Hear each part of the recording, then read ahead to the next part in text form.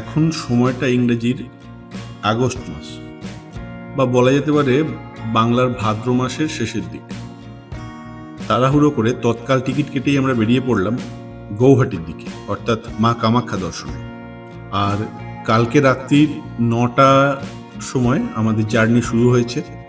আজ সকালবেলা এনজিপি পেরিয়ে আমরা অনেকটাই চলে এসেছি।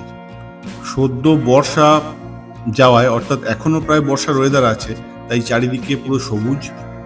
এইভাবে ট্রেন চলতে চলতে নর্থ বেঙ্গল পেরিয়ে আমরা যখন আসামে ঢুকে পড়লাম, তখন চারদিকে দেখতে পেলাম কিছুটা দূরে দূরেই খুব সুন্দর পাহাড়।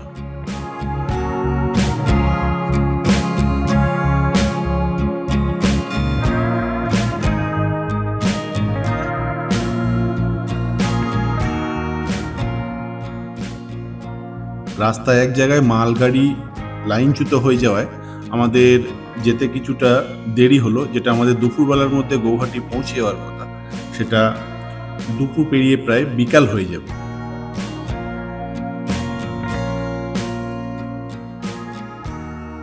গৌহাটির কাছাকাছি আসতেই পেরুতে হলো সেই বিশাল ব্রহ্মপুত্র নদ। পশ্চিমবঙ্গে বসবাসকারী আমরা যারা গঙ্গা থেকে অভ্যস্ত, তাদের কাছে এই নদ বিরাট বড়, প্রায় শেষই হতে চাইছে না ট্রেন চলতে।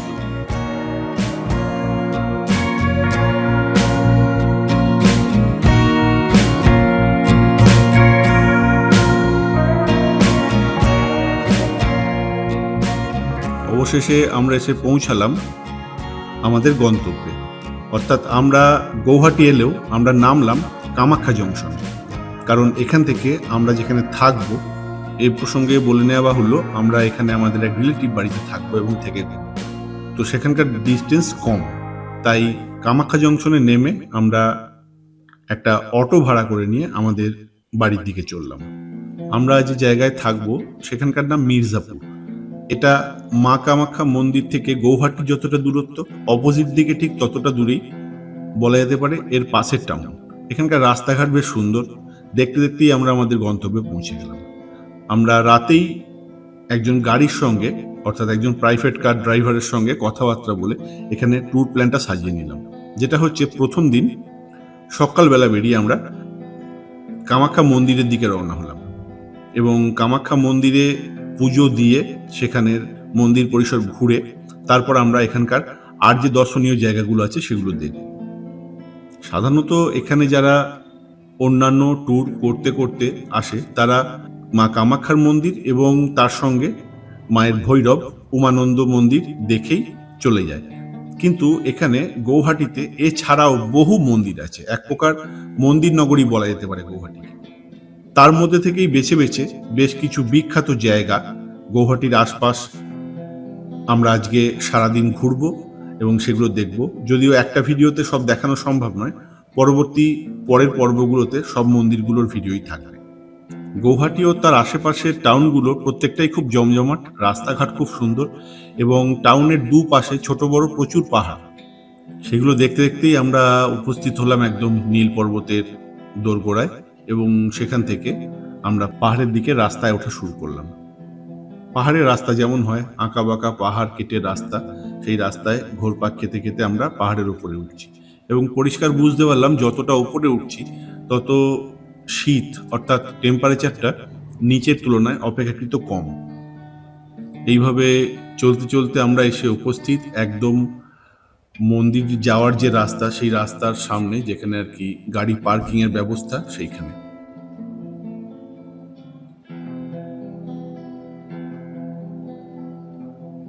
এইখানে ড্রাইভার আমাদের গাড়ি থেকে নামিয়ে দিয়ে গাড়ি পার্কিং এ রাখলো এবং আমাদেরকে সামনের দিকে মন্দির দেখতে যেতে বললো। সেই মতো আমরা মন্দিরের দিকে রওনা হলাম। দুপাশে প্রচুর পুজো সামগ্রীর দোকান, সেগুলো দেখতে দেখতে আমরা এগিয়ে চললাম। এইখানে মন্দিরের পথে যেতে যেতে মন্দির সম্পর্কিত, অর্থাৎ এই জায়গা সম্পর্কিত কিছু কথা বলে নেওয়া যাক। প্রধানত পুরাণ মতে প্রেম ও কামের দেবতা একবার তার নিজের সৌন্দর্য শক্তি হারিয়ে ফেলেছিলেন। পরবর্তীকালে এই নীল পর্বতে এসে মা কামাখ্যার এই গর্ভগৃহ তথা এই শিলা তিনি আবিষ্কার করেন এবং এখানেই তপস্যা করে তার শক্তি ও সৌন্দর্য ফিরে পান। এবং এই শিলা সম্পর্কে যা পুরাণত্ব কাহিনী থেকে শোনা যায় তা হলো, দক্ষ যজ্ঞের পর যখন সতী দেহত্যাগ করে, তার দেহের যে অংশ বিষ্ণু সুদর্শন চক্র দ্বারা কেটে বিভিন্ন জায়গায় পড়ে, তার মধ্যে মা সতীর যোনি পড়েছিল এইখানে। এবং অন্যান্য সতীপীঠ অপেক্ষা এই সতীপীঠের শক্তি মাহাত্ম্য তাই সব থেকে বেশি বলে ধরা হয়।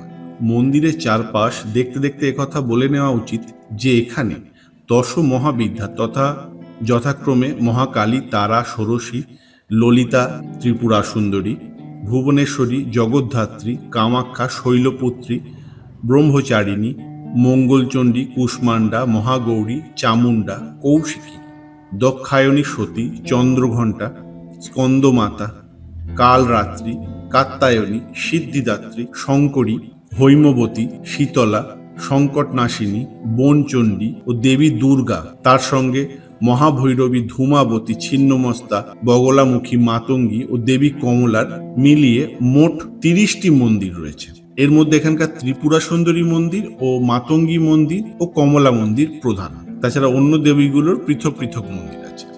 এখানে পুজো দিতে হবে, তাই পুজোর কিছু জিনিসপত্র, প্রসাদ প্রভৃতি কিনে নিয়ে আমরা মন্দিরে এবার ঢুকবো।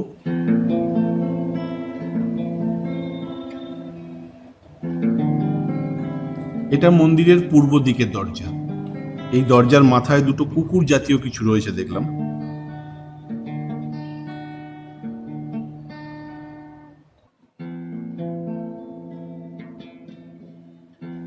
মন্দিরের চারপাশ দেখাতে দেখাতে মন্দিরের কিছু কথা বলে নেওয়া যাক। এই মন্দির শৈলী সম্পর্কে যদি বলতে হয় তাহলে বলতে হয় এই মন্দিরে 4টি কক্ষ রয়েছে, যেগুলোর নাম যথাক্রমে গর্ভগৃহ এবং তার সঙ্গে চলন্ত, পঞ্চরত্ন ও নাট মন্দির। গর্ভগৃহটি ছোট এবং অন্ধকার, সরু খাড়াই সিঁড়ি পেরিয়ে এখানে পৌঁছাতে হয়। ভেতরে ঢালু পাথরের একটি যোনি আকৃতির শিলাখণ্ড আছে। এটিতে প্রায় 10 ইঞ্চি মতো গর্ত দেখা যায় এবং যে গর্তের মধ্যে ভূগর্ভস্থ প্রস্রবণ জল বেরিয়ে তা সবসময় ভর্তি থাকে। এটি দেবীর যোনি রূপে পূজিত হয়। এইবার কিছু পুরাণত্ব কাহিনী এবং কিংবদন্তি বলা যাক। যেমন পুরাণ কাহিনী অনুযায়ী বর্তমান এই আসামের রাজার নাম ছিল নরকাসুর এবং তিনি একবার দেবী কামাখ্যাকে স্ত্রী রূপে পেতে চেয়েছিলেন। তার সেই প্রস্তাবে দেবী কামাখ্যা খুবই অসন্তুষ্ট হন এবং তাকে একটি কঠিন শর্ত দেয় যে এই স্থান বা এই মন্দির পরিসর, গর্ভগৃহ তথা সমগ্র মন্দির পরিসর 1 রাতের মধ্যে তৈরি করে দিতে হবে। এবং রাজা এই কঠিন শর্তে রাজি হয় এবং 1 রাতের মধ্যে মন্দির তৈরির ব্যবস্থা শুরু করে। মন্দির প্রায় শেষের দিকেই এমন সময় মা মহামায়া তথা কামাখ্যার নির্দেশে এক মোরক অসময়ে মাঝরাত্রে ডেকে ওঠে এবং রাজা তখন ভাবেন যে ভোর হয়ে গেছে এবং কাজ অসম্পূর্ণ রেখে দেন। এইভাবে দেবী কামাখ্যা নরকাসুরের হাত থেকে রক্ষা পান। এছাড়াও এই জায়গার এক ইতিহাস শোনা যায়, তা হলো এই গৌহাটির আগের নাম ছিল যোগীহাটি, অর্থাৎ এই জায়গা আদি তন্ত্রের গড় বলা যেতে পারে। এইখানেই সিদ্ধিলাভ করেন তথা 64 যোগিনীর যে সিদ্ধি সেই সম্পর্কে সমাজকে অবগত করেন নাথ সম্প্রদায়ের আদি গুরু মৎস্যেন্দ্রনাথ। আজ গল্প কথা হয়ে গেলেও কামাখ্যার এই মন্দির শুধু উপাসনালয় নয়, এটি তন্ত্র সাধনা ও গুপ্ত বিদ্যার অন্যতম প্রধান কেন্দ্র এখনো এবং সেই আদি যুগ থেকে চলে আসছে। এবং এখানকার তন্ত্র সাধনার বা তান্ত্রিক ক্রিয়ার মান ভারতবর্ষের সমস্ত তান্ত্রিক তীর্থস্থান বা তান্ত্রিক পীঠস্থানগুলোর মধ্যে সব থেকে উঁচুতে। বহুবার বহু বহিরাগত দস্যু, মোঘল, মঙ্গল প্রভৃতি বহু দস্যুর আক্রমণে এই মন্দির ক্ষতবিক্ষত হয়, অনেকাংশে সম্পূর্ণ সমাপ্ত হয়ে যায় এবং পরবর্তীকালে এখনকার যে মন্দির দেখা যাচ্ছে এই মন্দির অহোম রাজাদের রাজত্বকালে তৈরি হয়।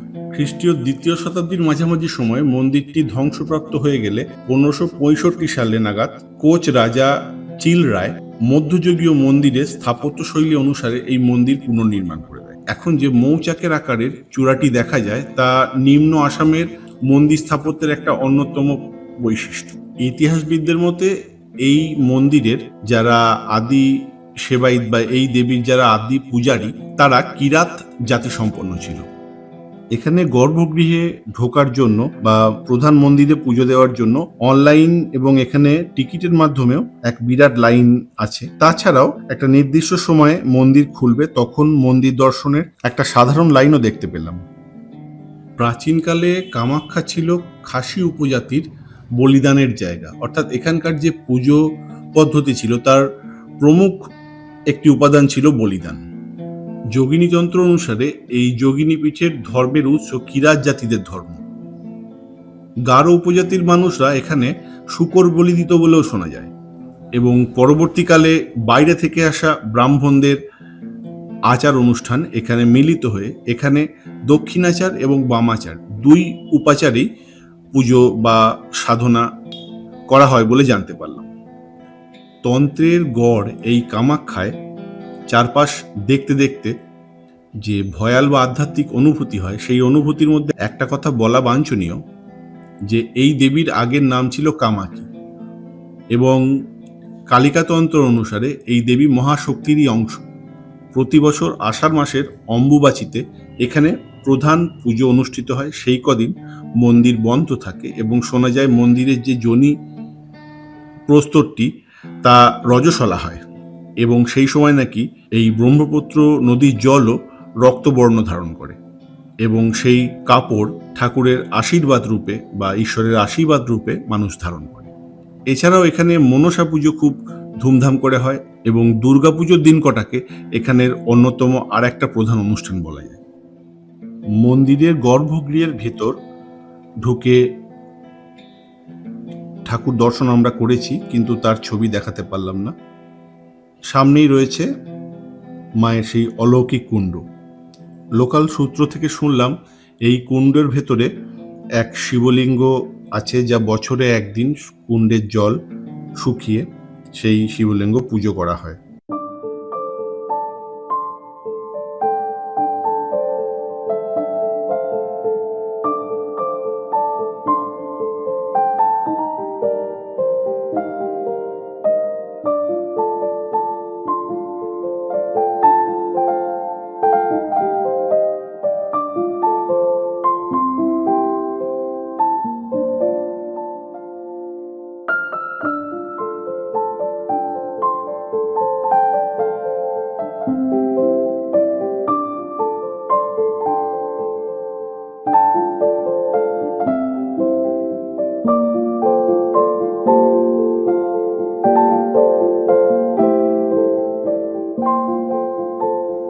আমাদের পুজো দেওয়া হয়ে গেছে, এইবার আমরা আশপাশে একটু ঘুরে দেখা চিন্তা ভাবনা করছিলাম। তো সেই মতোই আমরা কামাখ্যা মন্দিরের পশ্চিমের দিকের যে দরজা, সেই দরজায় এসে উপস্থিত হলাম, এবং এই দরজা সম্পর্কে আগেও শুনেছি। এই দরজা বিশেষ অলৌকিক, এবং এখানে বিভিন্ন তন্ত্রোক্ত ক্রিয়া বা বিভিন্ন অধিভৌতিক ঘটনা ঘটে থাকে। এই দরজার ওপর রয়েছে দুটো সিংহ। পুজো দেওয়ার পর কিছু খাওয়া দাওয়া হয়নি, একটু প্রসাদ মুখে দিয়ে এই পশ্চিম দরজার পিছনেই কিছু দোকান রয়েছে, তার মধ্যে একটি দোকানে একটু চা খেয়ে নিলাম।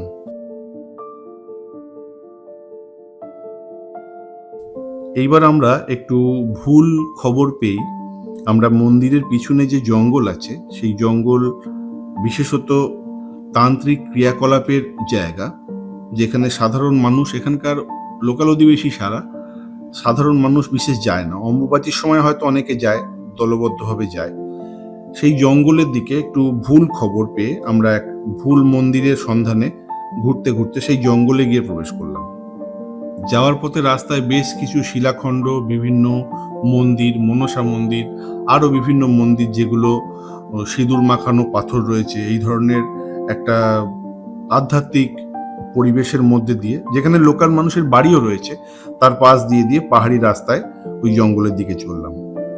পাহাড়ি রাস্তায় চলাফেরা করা অভ্যাস নেই, এবং রাস্তাটা অনেকটাই চড়াই, তাই সবাই সকাল থেকে কিছু খাওয়া দাওয়াও নেই, শুধু একটু চা। তবুও আগ্রহে আগ্রহে আমরা চললাম।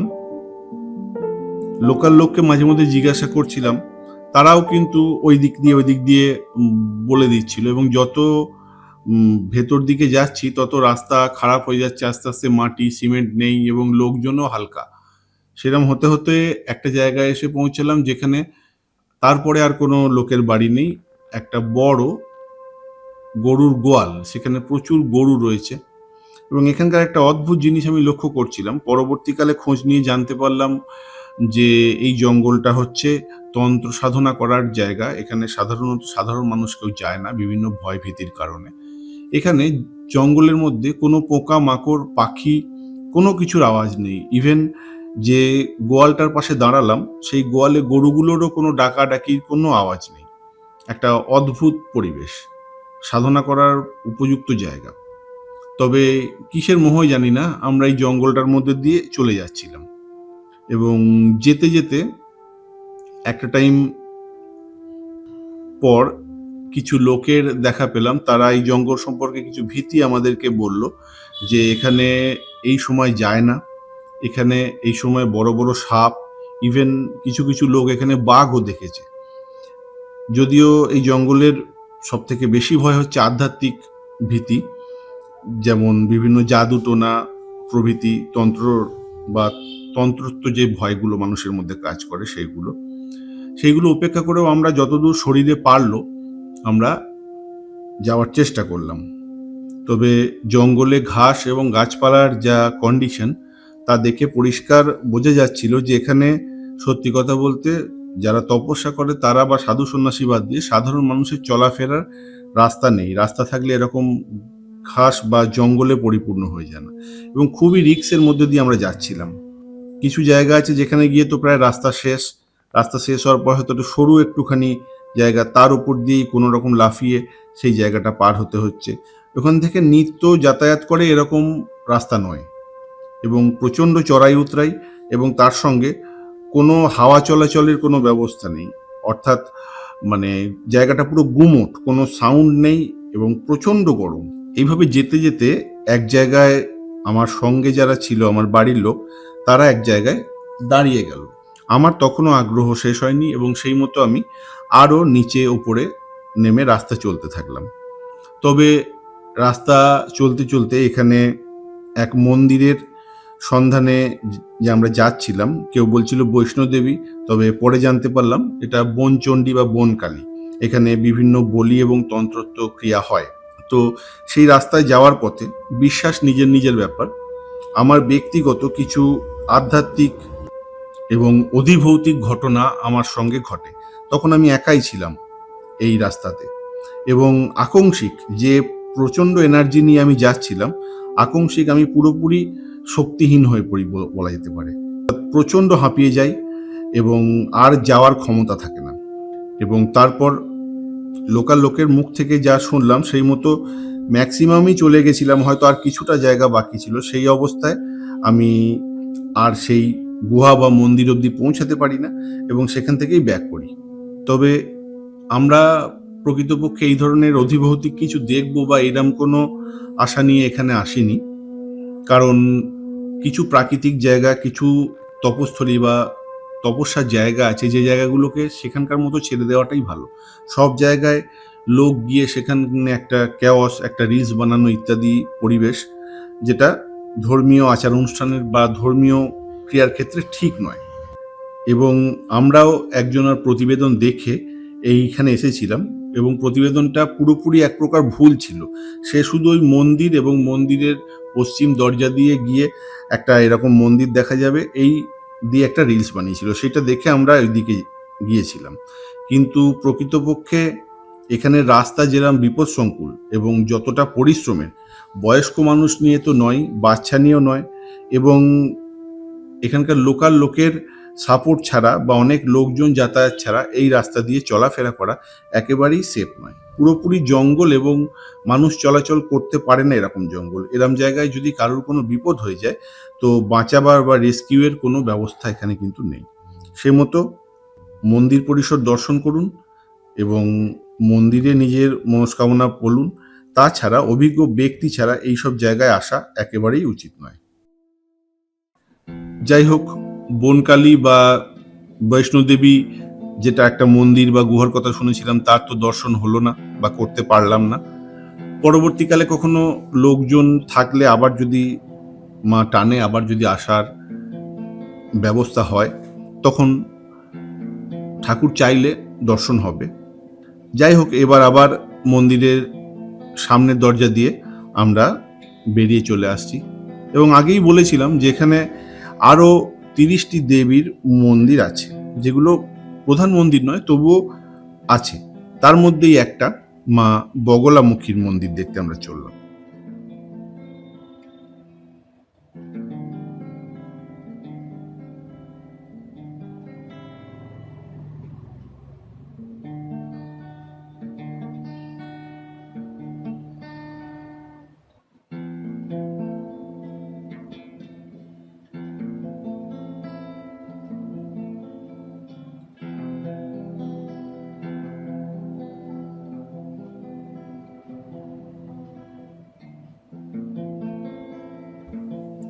প্রথমেই মন্দির দেখতে দেখতে বলে দিচ্ছি যে এইখানে ভেতরে যে শিলা, অর্থাৎ মা বগলামুখীর যে শিলা, তা এক ঝলক দেখাতে পারবো, কারণ ভেতরে ক্যামেরা অ্যালাউ নেই।